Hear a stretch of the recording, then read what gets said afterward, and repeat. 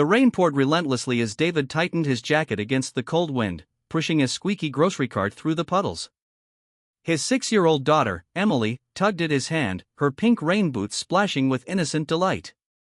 David glanced down at her, forcing a smile despite the weight of the unpaid bills and the eviction notice in his pocket. "Daddy, look." Emily pointed across the street to a sleek black car with its hazard lights flashing. A woman stood beside it, holding a phone and shivering under a flimsy umbrella. The unmistakable expression of frustration and helplessness was etched on her face. David hesitated. He was already running late for a job interview, his first in weeks. But then Emily's small voice piped up. She looked sad. "Maybe we can help," she added. With a sigh, David nodded. "Let's go see, kiddo." They crossed the street, and David approached the woman, who looked up with a mixture of relief and apprehension. "Flat tire?" he asked. "Yes," she replied, brushing damp hair from her face.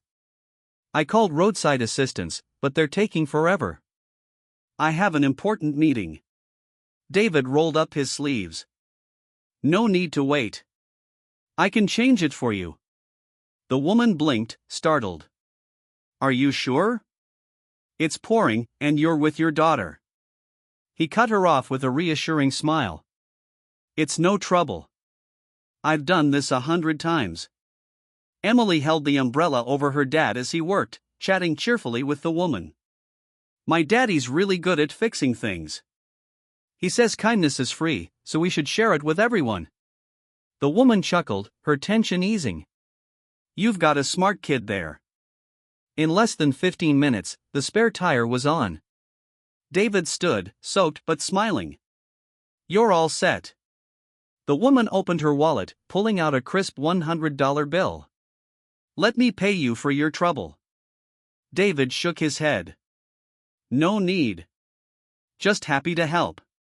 She looked at him curiously, noticing his worn-out shoes, patched jacket, and the small hand clutching his.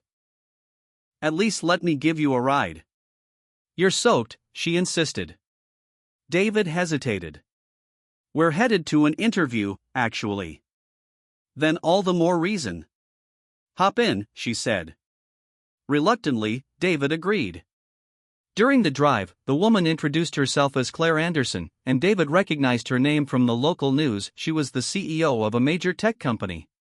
But he said nothing, focusing instead on calming Emily, who was excitedly talking about the adventure. When they arrived at the small office building, Claire asked for his name and phone number. "In case I have another flat tire," she said.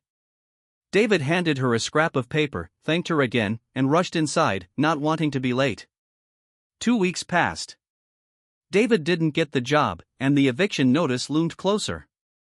He sat at the kitchen table, head in his hands, when his phone buzzed with an unknown number. "Hello. David, it's Claire Anderson. Do you have a moment to talk?" His heart raced. "Of course. I couldn't stop thinking about your kindness that day," Claire said. "I looked into your situation and found out you're an experienced mechanic. My company is opening a new branch, and we need someone trustworthy to lead the maintenance team. It's a salaried position with benefits. Interested?" David could barely breathe. "Are you serious?" "Very," Claire replied. "And there's one more thing. I've set up a scholarship fund for Emily. She'll have the opportunity to attend any college she chooses when the time comes." Tears filled David's eyes as he stammered his thanks. A month later, David stood in front of his new team, wearing a crisp uniform with the company logo embroidered on it. Emily beamed from the break room, munching on a snack provided by the company daycare. As he walked to his car after his first successful day, David found a note tucked under the wiper blade. It read, "Kindness is free, but its impact is priceless. Thank you for reminding me of that, Claire." David looked up at the sky, the setting sun breaking through the clouds. His act of kindness had changed the course of his life, proving that sometimes, the smallest gestures can create the biggest ripples. And in that moment, he knew that no matter how tough life seemed, leading with a generous heart would always light the way forward.